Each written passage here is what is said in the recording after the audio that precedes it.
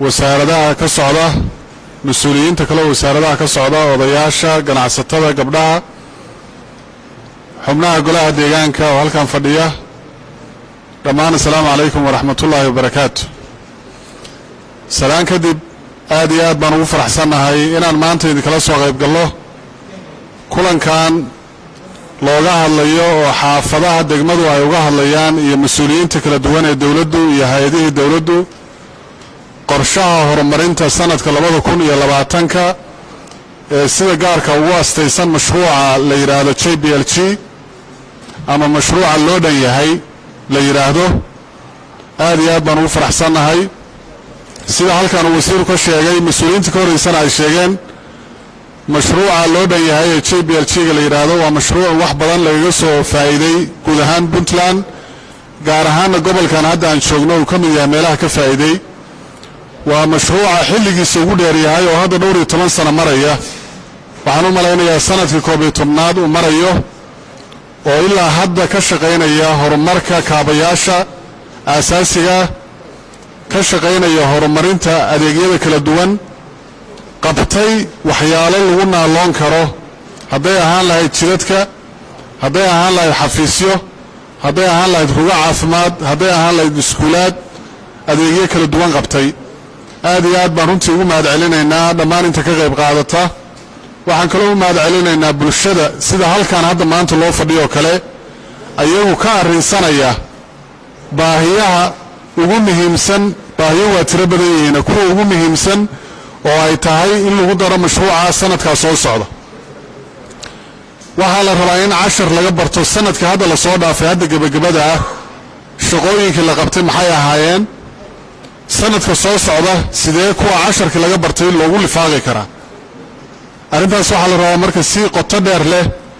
in xaafaduhu iyo dadka halkan fadhiya waxgaradka magaalada ka socda iyo guud ahaan degmadu inay uga fakaraan u calaliyaan inaan laga dhigin xaafad ama maxaa la yiraahdaa magaalo wax ka jiidanaysa laakiin laga dhigo mashaariicda dadka wax u taraysa. waxaa la rabaa mashruuca agteeda laga qabto guriga hortiisa jidku amaro macna ma sameynayso. waxa macnaha sameynaya waxa weeye markii jidka la dhiso faa'iidada uu ku soo siyaadinaya dhaqaalaha kobaca dhaqaalaha faa'iidada uu ku soo siyaadinaya amniga faa'iidada uu ku soo siyaadinaya socodka bulshada dhinac walba oo waxtar ah waxa uu keenaya ayaa laga fiiriyaa. iskuulka meesha laga dhisay sidaas oo kale rugta caafimaadka meesha laga dhisay sidaas oo kale waxa la rabaa inaad ka eegtaan hadda waxtarka ka dhalanaya inaad ka eegtaan ayaa la rabaa oo aragti dheer u yeelataan. wasaaradaha ay qusayso oo sida wasiirku sheegay ay arrimahan quseeyaanna ayadoo la tixgelinayo baahiyaha aad soo gudbiseen ayaa qorshaha lagu gudbin doonaa haddii lahayn. waxaana rabnaa inaan u eegno mashruuca in la iska qabto oo la yiraahdo meesha mashruucda laga fulinayaa ma rabnaano. waxaan rabnaa inaan ka eegno mashruucu dadka muxuu tarayaa. haddeer baa waxaa la sheegayaa MCH iyo rugo caafimaad iyo iskuulaad tuulooyin inta laga dhisay qaarkood xataa xeebaha meelo ka mid ah ay xabaalmeen bal cidigata iska daaya. marka waxaa la rabaa waxaana waa hanti lacagtu waa lacag dadku leeyahay idinkaa iskale lacagta ama deeq ha ahaato ama canshuur ha laydinkaga qaado idinkaa iskale. waxaa la rabaa lacagtaas marka inaan uga faa'iidaysano wax inoo tarayo oo maalintii gacanta laga gooyo wax inoo qabanaya. ma ahanoo keliya inaan halkan ka hadlayo iyo magaaladan iyo degmadan laakiin guud ahaan waxaa la rabaa mashaariicda aynu ka horumarka qusaysa iyo mashruuc kasta oo aynu lacag gelinayno ama aan jeebkeena ka bixinno ama diaspora ha inoo soo diriyo qurba joog ama beel caalam aan ka helno ama canshuurteena aan ka helno waxaa la rabaa inaynu gashanno wax inoo taraya hadhow oo aynu markiiba dareemayno natiijadeeda haddii lahayn. taas waa midda qusaysa mashruuca laftigiisa. waxaa dhici kara dad meesha fadhiyanaysa xoogaal ka ahayn mashruucan marka la leeyahay mashruuca loo dhan yahay 3 meelood ayaa lacagtiisu ka timaadaa. 3 meelood ayaa lacagtiisu ka timaadaa. guud ahaanna lacagtaasi hal magac ayay leedahay. guud ahaan lacagtaasi halka magac ay leedahay waxa weeye waxa afka qalaad lagu yiraahdo public fund waa lacag dadweynuhu leeyahay ama lacag dawladdu leedahay wey. waa kow sababtoo asal waxay ka wada imaanaysaa canshuur bixiyayaal lacag dad canshuur bixiyaal ay bixinayaan bay ka imaanaysaa oo ay dawladdu maamulayso. taa markii laga soo gudbo 3 ilood ayay ka timaadaa lacagtu boqolkiiba 6 lacagtaas ka mid ah su'aal hadii la yiraahdo 300,000 400,000 500,000 baa degmadaas qaadanaysa boqolkiiba 6 lacagtaas ka mid ah waxa bixinaysa degmada ka faa'iideysa lacagta laftigeeda su'aal gaalkacyo kale marka laga hadlayo boqolkiiba 6 degmada canshuurta qaadaysa ayaa la rabaa inay ka bixiso boqolkiiba 15 waxa bixinaysa dawladda dhexe marka la sheegayo waa wasaaradda maaliyadda ama dawladda Puntland ayaa bixinaysa lacagta laftigeeda waxay ka imaanaysa waa mid canshuurta dadka laga qaaday taa bixinayseen way tan degmadu bixinaysana waa taa bixinayseen tan dawladda dhexe Puntland ay ku daraysana waa taa bixinayseen marka waa inaad ogaataan lacagta la gelinayo mashruuca loo dhan yahay JPLG boqolkiiba 22 idinka bixinaya idinka baa bixinaya dawladda hoose waa idin maamushaa wasaaradda maaliyadduna waa idin maamushaa laakiin cidda bixinaysa waa idinka way waa canshuurta la idinka qaaday way inta soo hadha waxayna ka taageera beesha caalamka wadamo gaar way waxa maamula ilaa 5 hay'adood hadaan khaldanayn oo qaramada midoobay sidaas oo kale ayaa intaas oo wasaaradood oo Puntland ay maamulaan oo ay ku leeyihiin cadka ugu weyn wasaaradda hawlaha guud halkan hadda ka wasiirkeeda hadlayay ayaa cadka ugu weyn maamusha oo muxuu yahay waxa la yiraahdo jidadka la dhisayo ayaa maaragtay mas'uuliyadda u saaranta wasaaradda hawlaha guud wasaaradda arrimaha guduhu ayuu barnaamijka dhan bay waxay ka tahay hogaamisa laakiin shaqooyinka sida loo qabanayo wasaaradaha ku lug loo dhan caafimaadka waxbarashada hawlaha guud biyaha dhammaan saas lagu leeyahay aad iyo aad baan runtii waxaan ugu faraxsanahay marka inaad aad uga fakadaan sidaynu uga faa'iideysanayna mashruucaas iyo faa'iido inoo taraya insha Allah waxaan kaloo rabaa inaan ku daro sida halkan wasiirku uu xusay magaalada ama degmada gaalkacyo waa ballaaranta marka laga hadlayo mashaariicdan iyo qorsheynteedana waxa la rabaa inaad ogaataan waxa mashruuca loo qorsheynayo waxa weeye golaha deegaanku intay mas'uul ka yihiin degmadu intay mas'uul ka tahay ayaa la rabaa mashruuca in loo qorsheeyo ma ahan kaliya xaafadaha gaalkacyo gudaheeda magaalada gaalkacyo ma waa degmada gaalkacyo waxa laga hadlayo arrintaas marka waxa la rabaa insha Allah inaad si fiican ayadana uga beeraan degtaan waxa la rabaa waxyaalaha muhiimka ah oo aad u calalisan inaad ku dadaan waxyaalaha aad looga sharqaminayo waxa kamid ah dadka dhibirka qabo oo kala dayacan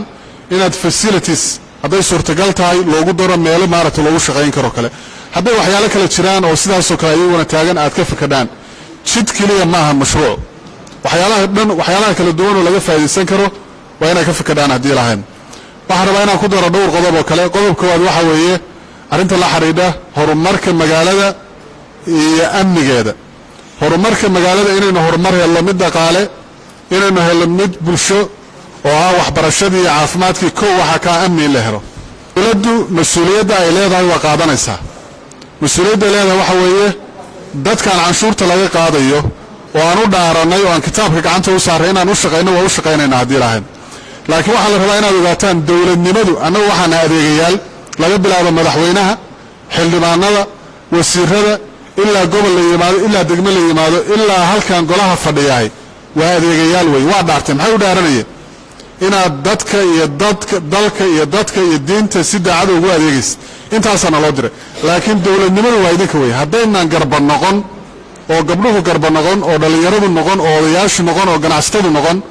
oo aynaan arrintii adeegii aynaan noo fududayn annagu wax ma qaban karo waa in runta la isu sheego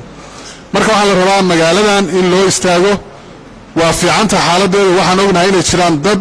xumaanteeda sheegaya kaliya tusaale haddaan idin siiyo intaan hadda joogna waxaa naloo sheegayay magaalada hameen walba gaari baa la dhacaa hameen walba gaari baa la dhacaa ama labaa la dhacaa oo dadkii lahaa laga furtaa meelahana la geeyaa waa la soo gataa 2 jeer aan la shiray guddiga amniga saaka ugu dambeysay baabuurta kale aan ka wareysan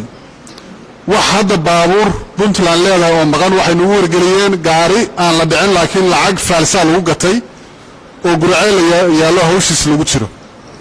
iyo gaari la dhacay oo galdood yaalo oo hadda gacanta dawladda ku jiro booliisku hayo maantana aan amarayn la soo xareeyo wararka noo imaanayna waxa weeye dadkii oo dhan baabuurtii laga dhameeyay waxba gacan ku jirin hadday qoladaani marka guddiga amniga annagana maaragtay wadada naga leexinayaanna waxaa la rabaa laftigooda inay qabsataan xafiisyada waxaa la rabaa in loogu galo waxaa la rabaa in lala xisaabtamo maalintii halkan golaha deegaanka la dhisay dadka waa la hadalay waxaan idhi la xisaabtama gobolka maalintii la magacaabay halka xilka loo kala wareejinaya waxaan idhi la xisaabtama haddaad idinkuna aamustaan oo qolalka gashaan ay bannaanka u soo baxaan keliya kuwa warka xunfaafinaya magaalada iyo degmada iyo gobolka magacooda dhimanaya iyo guud ahaan puntland oo dhan haddii dacaayad intaasoo kale oo aan jirin oo foolxun la faafiyo ma aha keliya halkaan inay ku ekaanaysa dowladda o dhan bay saabanaysaa waxaa la rabaa marka in la wada shaqeeyo wanaaggana laga shaqeeyo xaafadaha waxaa la rabaa degmada waa ka ballannay qorshaha darisaynta qorshaha maaragtay looga shaqaynayo hanaanka dowladnimada waxaa la rabaa inaad garab ugu noqotaan haddii lahayn golaha deegaankuna ay shaqeeyaan oo dadka la dhex galaan oo ay ka dhex shaqeeyaan waxaa la rabaa waxaynu ka hadlayna waxa weeye hadda culayska ugu badan waxaa la ciyaal yar yara oo tooreeyo wata oo maxaa la yidhaha waraf wata oo ulo wata oo gabdhaha telefoonada ka furanaya doorka ay leeyihiin booliiska iyo hay-adaha amnigu waa qaadanayaan puntland waad ogtihiin oo dagaallo iyo rabshado u baahan dib u heshiisiin sidaas in laga sameeyo ma jidho laakiin waxaan ugu talagallay inaan ku adkayno qorshayaasha waxaan ugu talagallay inaan ku adkayno kuna yeelanno hannaan iyo qorshayaal dib u heshiisiin inaynu ku yeelanno inaynu ku dhaadhaadanno waxyaalaha jira oo ku xallisanno in barnaamijka dimuqraadiyiinta looga dhigo asal iyo sal looga dhigo haddii lahayd waxaa la rabaa marka arrintaas wixii arrimaha oo taagan ama ha noqoto tan gobolkan oo mararka qaarkood xasarado soo laabtaan ama ha noqoto meelaha qaarkood sida hawdka oo kale burtille oo xasarado soo noqdaan ama ha noqoto bari meelo ka mida meelahaasoo dhanna waxaan rabaa waxay noo yihiin meelo gaara oo aan rabnay si gaara inaan uga shaqayno laakiin waxaa la rabaa in laga wada shaqeeyo insha allah nabadda waxaa soo haray arrinta la xidhiidha federaalka oo iyadana laftigooda laga hadlay si fiican ayaa loo dhigay oo halkan agaasimo uga hadlay dowladda puntland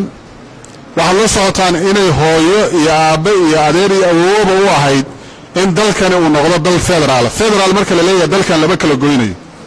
lama lahan ha la kala tago nin walba waxiisa meelaha la aado waxa laga hadlaya waxa weeye in la helo nidaam iyo dowladnimo idinku qof walba uu go'aanka iyo talada wax ku leeyahay golaha deegaanka halkan fadhiya idinka maantay soo doortay soo xushay idinka idin shaqaynaya halkaanay ka shaqaynayaan xildhibaanadii baa halkan fadhiya oo ku yimid taladii iyo doorashadii halkan inta fadhida waxaan rabnaa iyada laftigeeda inaan u bedelna hadlaan dimuqraadiya oo baahsan laftigiisu waxaa laga hadlayaa marka waxa weeye talada dalkan in waxna la wada yeesho oo la wada leeyahay waxna la kala yeesho oo cid walba waxeeda ku aado ninkii wixiisa gaba haddii wixii loo dhexeeyey oo dadka u dhexeeyey la gabo waxa weeye waa lagu xisaabtamaya haddii lagu xisaabtamo marka yaan loo bedelin oo aan dadka loogu sheegin in dalkan la rabo in la dumiyo in dalkan la rabo in maaragtay la kala furfuro ma aha sidaas waxaan rabnaa inaan ka shaqayno hannaan dawliya oo ku dhisan hannaanka federaalka haddii lahayd waxaa hadda ugu horeeya laga hadlayaa waa in dalkan doorashooyin uu ka dhaco haddii lahaydma sanadka 2020 waa jidhaa in dad wax karkarsanayaan mas-uuliyiin gaara oo ay ka fakarayaan sida ayaga ay ugu habboon tahay inay u tashaan shaatiga laakiin waxaan rabnaa inaan u sheegno in dalkan taladiisu wixii inoo dhexeeya ay tahay wax la wada leeyahay ayna tahay dadka wax ka wada go'a wixii aan dadka ka wada imaan oo dowladaha xubnaha ka ah dowladda federaalka aysan qayb ka ahayn laga bilaabo min bilow oo ay tahay in laga heshiiyo siyaasadaha dalkan ay uga dhacayso doorashooyinku lagu xujiyo shuruucda iyo sharciyada iyo xeerarka lagu wadayo haddaysan ahayn wax loo dhan yahay hadda meel la tegi mayaan wixii haddaysan meel la teginna ma noqonayaan wax soomaaliya markaas loo isticmaali karo mana suurtagelayso qof inta meel fadhiistay inuu yidhaahdo aniga uun baan sidaa raba isku samaynayo markaas meesha markaa waxaa la yidhaha shuruucda iyo siyaasadaha ku aadinaya sida anigu aan rabo marka arrintaas waxaa la rabaa inaan lagu kala habaabin waa jidhaa faragelinno nin inta hawshoodii kuwa gabay ay rabaan inay dalal iyo deegaano xasilan la kala furfuro oo la dumiyo waa jiraan arrintaas waxaan rabnaa in meel looga soo wada jeesta haddii lahaydmo laguna wacyigashaado maanta waxaynu ognahay qof kastoo halkan fadhiyo gaalkacyo gabar ha ahaado oday ha ahaado ganacsado ha ahaado siyaasi ha ahaado halkaan inta gaarigaa ka qaadatid baad buuhoodla ku tegaysaa adoon lagu dhigan xagga u socota halkaanaad ka qaadanaysaa boosaasaa ku tegaysaa adoon lagu dhigan xagga u socota waxaad ogtahay xataa isbaarooyinku baabuurta waaweynoo canshuurta laga raba maaha waa furan yihiin baabuurta yararka halkaasaa ka tegaysaa caluulaha ku tegaysa halkaasaa ka tegaysa waxaa ku tegaysaa ceergaabo iyo meesha la yidhaahdo iyo baran iyo ilaahay baa nimcada iska leh laakiin juhdi la geliyay bay ku timi nin marka xafiisku fadhiyo aan bannaanka uga bixi karin bannaankiisina la isku haysto oo dadka lagu laynayo hadduu rabo inuu tan ka dhigo meel fawda inuu ka dhigo hadda ma suurtagelayso waxaan rabnaa tanna inaynu sidaas ilaahay baa inoo dhiibay inaynu saan ku hayno iyo si ka wanaagsan taasna aan wax kala qabanna haddii lahayn oo aynu gacanteena geysano oo wax u tarro aad iyo aad baa mahadsantihiin salaam